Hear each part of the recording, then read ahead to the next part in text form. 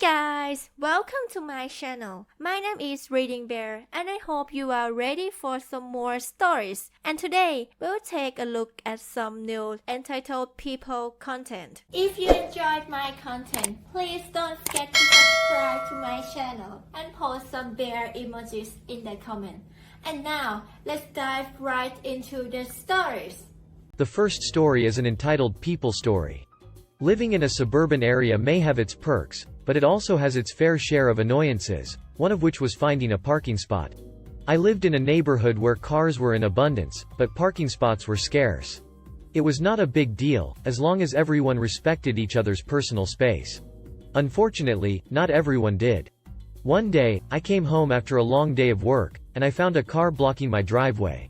At first, I thought it was just someone visiting a neighbor, but when the car was still there the next day, I knew something was up. I had to park on the street, and this meant I had to wake up earlier the next day to move my car before getting ticketed. Days passed, and the car was still there. I was frustrated, but I had no idea who the owner was.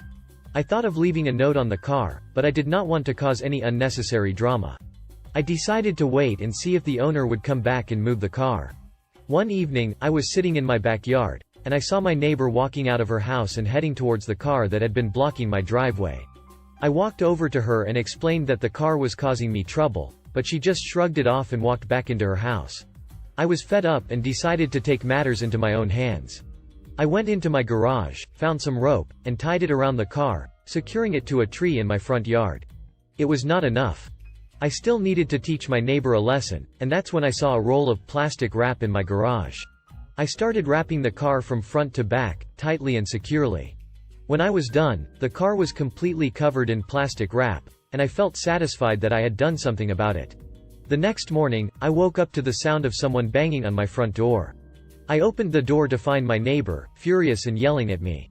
She demanded that I remove the plastic wrap, and that's when I explained to her how much trouble she had caused me. She apologized and promised never to park in front of my driveway again. Fast forward to a few months later, and my neighbor and I were on good terms. We were even planning on hosting a neighborhood barbecue together. It turned out that she had been going through a rough patch in her life and was using alcohol to cope. After the incident, she realized that she needed to seek help and was now sober. I felt happy for her and glad that we were able to resolve our issues. Update. As time passed, my neighbor and I became closer. We started hanging out more often and even went on vacation together. I learned that she had lost her job and was going through a divorce, which explained her behavior towards me. But she had turned her life around, got a new job, and started attending therapy sessions. We still laugh about the incident with the plastic wrap, and it has become a running joke between us. We've even become advocates for addiction recovery and started a support group in our neighborhood. The next story is titled No Money Back? We'll see about that. A few years ago, when my kids were 3 and 7, we were looking for a new car for my wife. After scouring Auto Trader, we are in the UK. We saw a Mazda Exito 6, decent mileage, couple of owners, in a small trader down south. It was about an hour away, so we hopped in my car and went to look at it. We arrived at the site, which had some decent looking cars, and it was a nice and tidy place so didn't ring any alarm bells. We were greeted by one of 2 Romanian brothers who seemed knowledgeable, and pretty free of the hard sell. I had a look round the car, very little rust. Oil looked clean, tidy inside with not too much wear.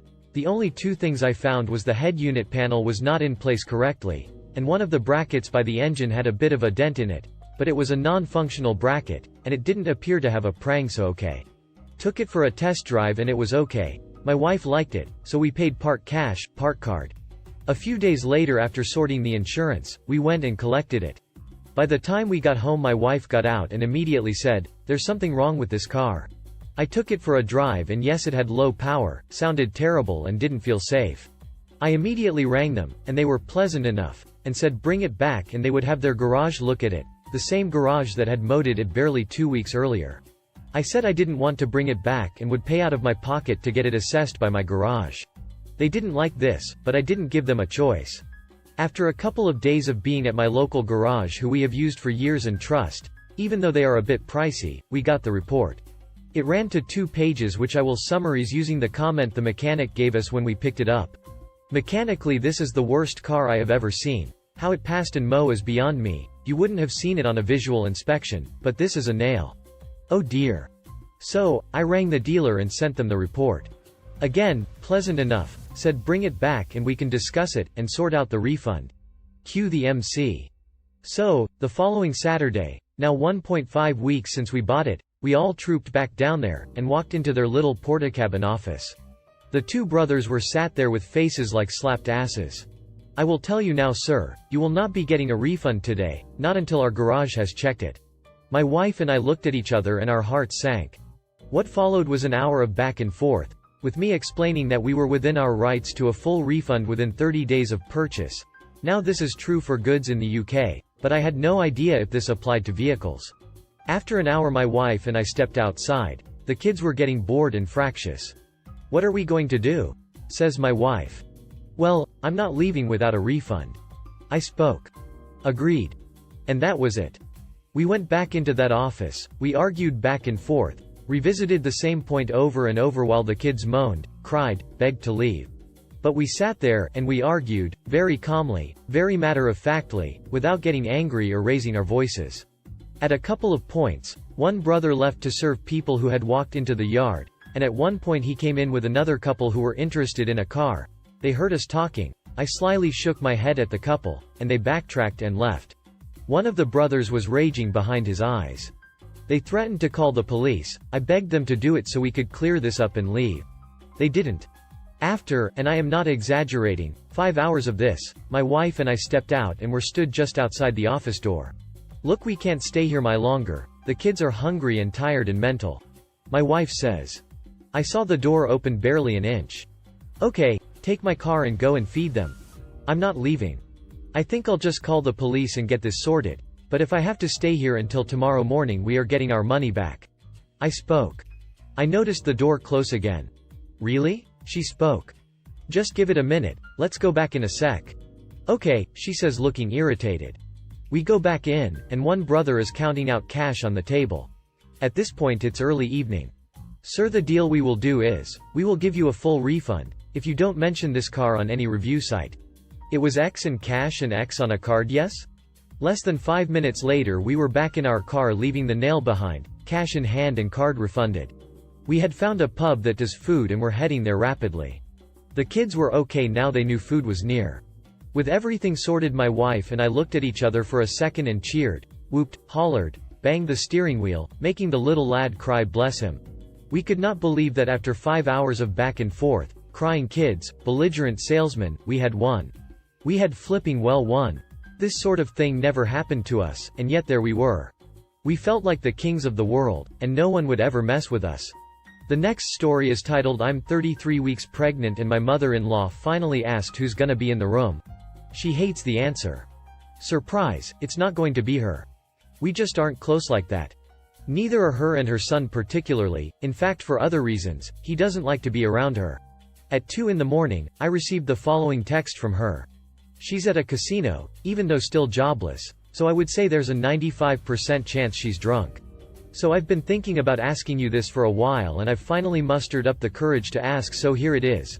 Who do you have in the delivery room with you besides a fiancé, to help you and welcome unborn son, into this world? I responded with the following. Just my son's godmother, will be in the waiting room with J, my son's godfather, in case he needs a break and someone to vent to or needs to switch out for any reason. But since I'm scheduled for an induction and C-section, only one person can go back. As long as everything goes smoothly, people can meet him over FaceTime while at the hospital. I'm not sure how many visitors they allow, but I know they said I can have one person in the room while I'm giving birth and another outside ready to switch in case needed. Since I'm high risk for labor failure, they want to keep the number of people there to an absolute minimum. That includes likely having the same nurses, and Dr. Jet being on call to deliver Easton whatever day I go into labor, so I'm most comfortable. I asked if Jay could sit in the waiting room in case I got too overwhelmed and needed a few, and they said that's fine, he just can't be in the room. Me and I have talked about it extensively and rather not have visitors in the actual hospital room unless they say he has to stay more than 24 hours. Then, at the hospital's discretion, immediate family can start visiting. They don't expect more than a 24-hour stay for him, since he's perfectly healthy. It's me they're particularly worried about. I am worried about them not letting him stay with me in the hospital and having to leave all alone, but we haven't really gotten that far in the discussion because he refuses to talk about them separating us as a family. If I'm the only one in the hospital for more than 24 hours, at the hospital's discretion, immediate family is welcome. I would just prefer one at a time, and nobody under 13 come to the hospital so I can rest. Everyone will get the text when it's okay to come see him, wherever we are. We probably will be driving him to see people, as we'll need time to adjust to him being in the house, and we're worried about disturbances in that. She responded with this. So can you swap out Jay with me? I would be honored to be A's tag partner if needed, and I want to be there anyway. Through the entire process. Like I want to take you guys there and be on property the entire time for any and every reason necessary. I want to help in every single way I can, as well as be as close as possible to my lil grandson when he makes his grand entrance. Is there a reason you didn't want me to be your plan B? I do not know how to respond to this while keeping the peace, especially with my fiancé asleep. I want to add, I was living with her and her family when I first got pregnant because my mom died very suddenly last year. When she found out I was pregnant, she gave me 2 days to get out of her house and told me that she would pay for an abortion. I'm pro-choice, but that's not what I wanted. Every time I mention that we got pregnant shortly after miscarrying, she says, "Oh my God, I wanted to kill you guys." She loves her grandson. I do not doubt that. She's never been involved in the beginning of life with any of her grandkids, so I'm not sure if she realizes she's overstepping, but as a parent herself, I would think she would know. How do I approach this? The next story is titled "In which the customer doesn't pick up her item for 3 years." So, this story begins in a locally owned jewelry store. The jeweler has been repairing and selling high-end jewelry for 52 years. He is over 70 and still works like a madman.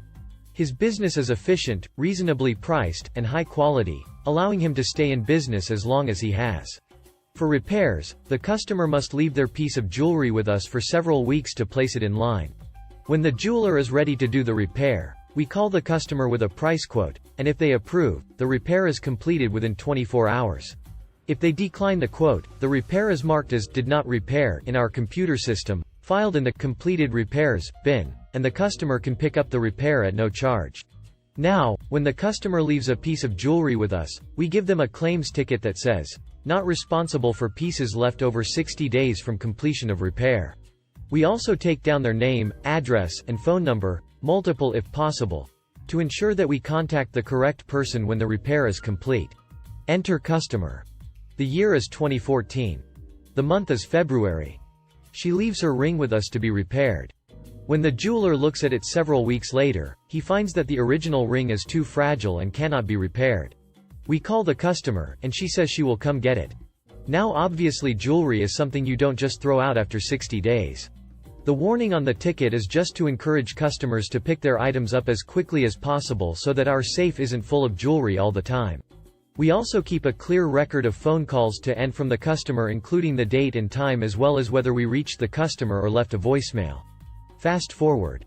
The date is now January 2016. We are doing a bi-annual call everyone who still has jewelry here. I noticed that this repair has been here a long time, and we have called her more than 6 times. I give her a ring and the number is disconnected. We decide that after 2 years, this woman may be dead, ill, and no one knew to come pick up the piece. It was a piece of junk anyway, and on top of that it was broken beyond repair, so we got rid of it. The date is now April 2017. Enter a woman to the jewelry store. She says she is here to pick up a repair, but when I look it up in the system, it says it was picked up in January 2016. Now obviously this woman is furious that someone else could have picked up her repair, so we dig through our paper receipts from over a year ago and find our note that the repair was discarded. We explained to the woman that the repair had been disposed of and our reasoning for doing so. We apologized, but there wasn't anything to do. My favorite part is when she says, "See? But why didn't you call me?" Me. "Ma'am, we did call you. We spoke with you several times as I see here in our notes, and you kept saying you would come pick it up. But after 2 years your number was disconnected, and you did not leave another method of contact. If you look at our ticket, you will see that there is a warning that we are not responsible past 60 days. We did you the favor of keeping your item for 2 years, but there is nothing else I can do for you." Honestly, I'm not sure what she even wanted with that item anyway. The next story is titled "Women Turns Up to Pay for Her Wedding That We Don't Have in the Diary." Her wedding is tomorrow. A large part of my job is answering phones and dealing with people who want to hire our large function room. In our town, our room is one of very few places available to hold wedding receptions, birthday parties, etc. The process for hiring the room is quite simple. People ring up all the time and ask if the date they want is free. If it is, we place a hold on the date for 14 days. If we don't hear back from them, it opens up to anyone else that wants it. If they do decide they want it, they have to come in for an appointment with either me or my boss.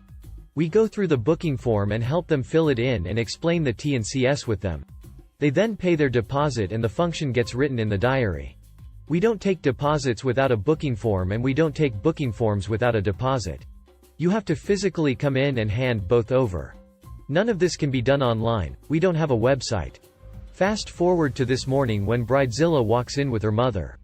Bridezilla equals B. Mother of the bride equals mob. Me equals me. Me. Hi, can I help? B. I'm here to pay the deposit for my wedding. Me. Okay. Let me get you a form and we'll go through it. What date did you book? B. Tomorrow. The smile on my face dropped. We have a birthday party booked in tomorrow. There is no way she can have her wedding here tomorrow. Me. Tomorrow isn't available. We already have a booking. Mob. You double booked? You'll have to cancel the other booking. Me. We haven't double booked. If you haven't filled a form in or paid a deposit, then you haven't booked the room. When did you ask about the date? Mob. Last July. I remember because we came in before we went for my birthday lunch. Me. We only hold the date for 2 weeks. Someone will have told you that at the time. B. Yeah, but it's a wedding. Me. The same rules apply. If you don't fill in a form and pay the deposit within the 2 weeks, we open it up to everyone else. Unfortunately, someone else has booked the room. B. I did it all online. Me. You did what online? B. Paid for the room. Me. Then why are you here today trying to pay for it now? B. Me. We don't have a website, so you can't do anything online. Mob. She can't have the wedding here. Me. Nope, sorry. They left. There was no shouting, no anger at me. Nothing. She just casually shrugged her shoulders and walked away. I'm fully expecting the wedding party to turn up tomorrow all kitted out. If you enjoyed the video, please subscribe to the channel and post some bear emojis in the comments.